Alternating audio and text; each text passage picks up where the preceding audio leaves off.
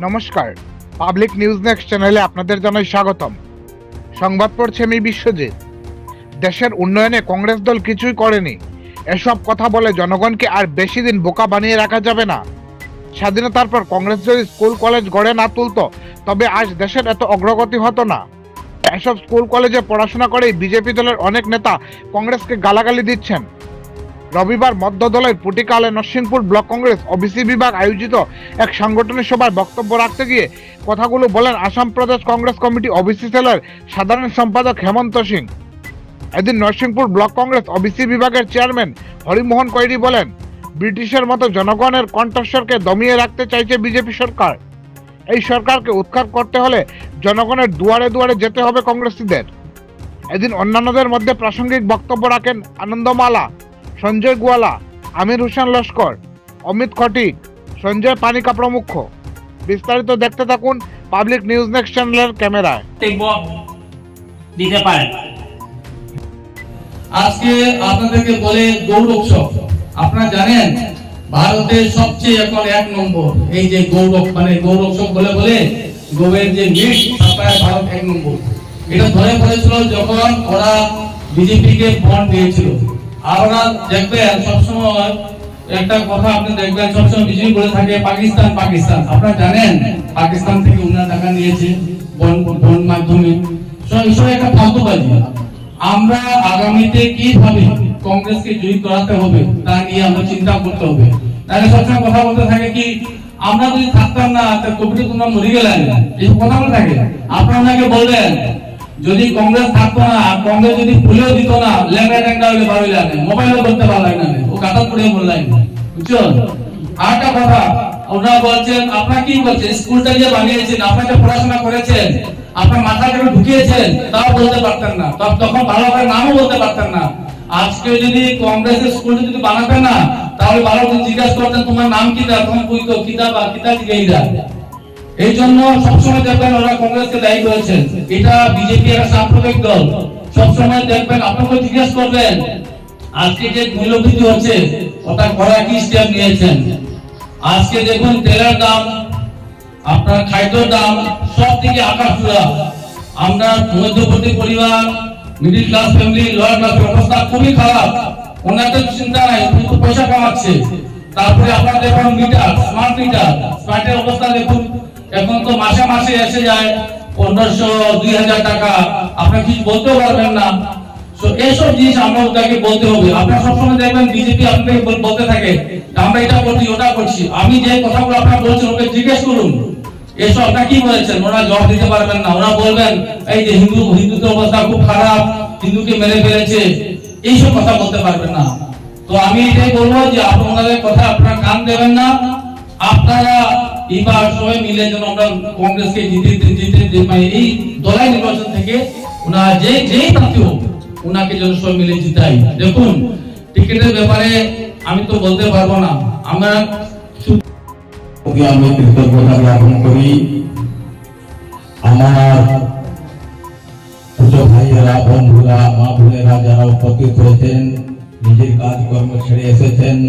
কংগ্রেসের প্রতি ওনাদের যে প্রেম ভালোবাসা যেটা রয়েছে আমরা সচক্ষে দেখতে পাচ্ছি।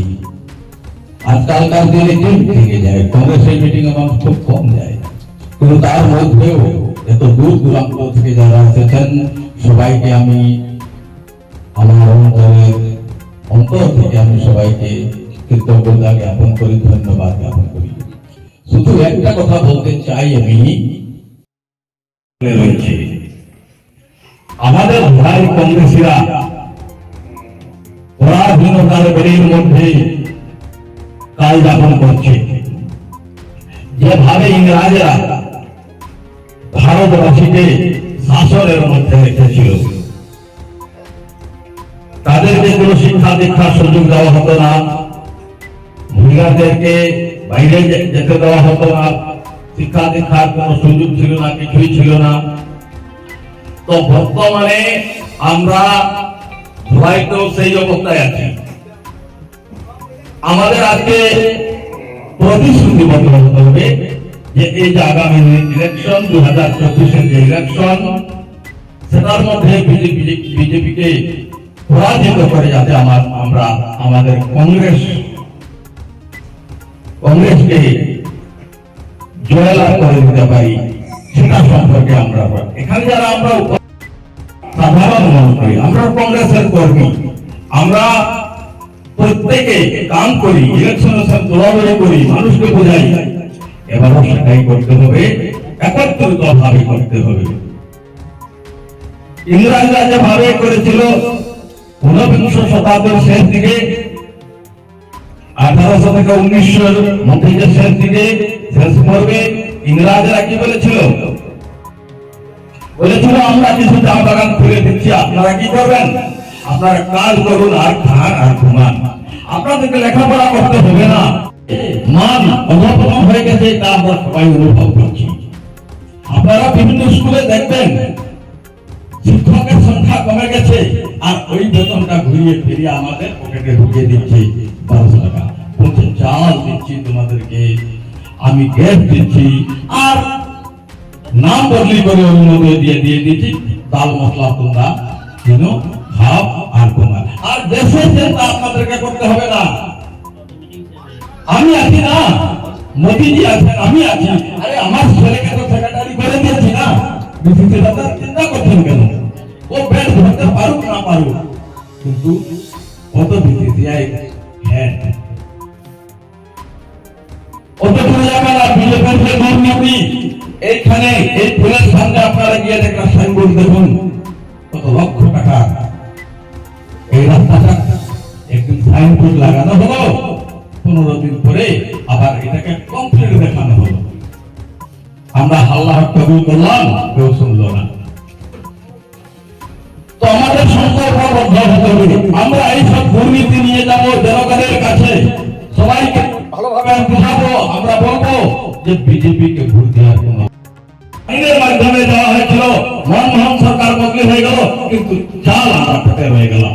আবার নতুন সরকার আসবে, বিজেপি না থাকুক, এজিপি আসবে, আরজেডি আসবে, যাই সরকার আসুক, চাল দিতে কোনো বাধ্য থাকবে, কিন্তু এই চালটা সেটা কোনো সরকার বাধ্য থাকবে না।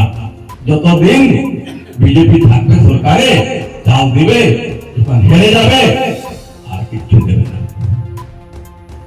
অনেক কথা আছে, আপনারা দেখুন পঞ্চায়েত, বিভিন্ন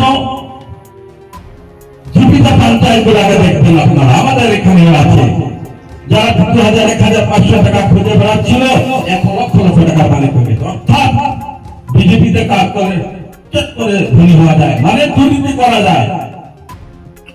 আপনারা দেখবেন আপনাদের ঘরের সামনে এরকম আছে। তো বিজেপির সমস্ত দুর্নীতি আমরা যারা সমক্ষে তুলে ধরবো, আমাদের অধিকার আছে, আমরা বিরোধী দল সাংবিধানিক অধিকারের মাধ্যমে আমরা বিজেপির একটি করে দুর্নীতি জনগণের সামনে তুলে ধরবো, আমরা বুঝাবো বিজেপিকে, আর মানুষ কখনো ভুল দেবেন। এবার 24-এর ইলেকশনে আমরা প্রতিটি হয়ে যাব, সবাইকে বুঝিয়ে বলবো অন্যটা নিয়ে কি ফায়দা হচ্ছে, চাউল নিয়ে কি ফায়দা হচ্ছে, আর দ্রব্যমূল্য আপনারা দেখুন। তো সকল কথা আমরা জনগণের সামনে নিয়ে, আমরা জনগণের সামনে আমরা ভালোভাবে তুলে ধরবো, জনগণকে বুঝাবো। আমরা শরীর অসুস্থ, স্যারের ঢাকায় আমি এসেছি, তাহলে আমি আর আপনার সঙ্গে আলোচনায় করেছি।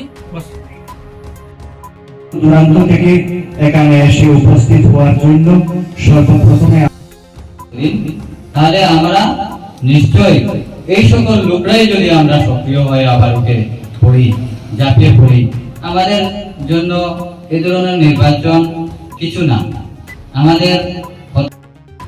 আমরা প্রত্যেক কর্মীরা যদি আমাদের দূরদৃষ্টি থেকে আমরা সংকীর্ণ ছোটখাটো বিষয়বস্তুকে আমরা বাদ দিয়ে যদি আমরা কংগ্রেসের হয়ে যদি আমরা কাজে ঝাঁপিয়ে পড়ি, তখন আমরা নিশ্চয় লাভবান হব, আমরা সফলতা। আমাদের সংবাদ পরিবেশন আপনাদের ভালো লেগে থাকলে লাইক, শেয়ার ও কমেন্ট করে পরবর্তী সংবাদ তৈরি করতে আমাদের উৎসাহিত করুন। আমাদের চ্যানেলের নতুন ভিউয়ার্স হলে চ্যানেলটি সাবস্ক্রাইব করতে ভুলবেন না। পাবলিক নিউজ নেক্সট চ্যানেলের পক্ষ থেকে আপনাদের জানাই ধন্যবাদ। এতক্ষণ আমাদের সঙ্গে থাকার জন্য আপনাদের জানাই আন্তরিক অভিনন্দন, প্রীতি, শুভেচ্ছা ও ভালোবাসা। পাবলিক নিউজ নেক্সট নিউজ চ্যানেলটিকে বাড়িয়ে নিয়ে যেতে আপনাদের পরামর্শ, সাহায্য, সহযোগিতা একান্ত কাম্য। আপনাদের আশীর্বাদ আমাদের নিউজ চ্যানেলটি আগামী দিনে আরও বাড়িয়ে নিয়ে যেতে সাহায্য করবে। পাবলিক নিউজ নেক্সট নিউজ চ্যানেলের পক্ষ থেকে আপনাদেরকে জানাই ধন্যবাদ। যাবে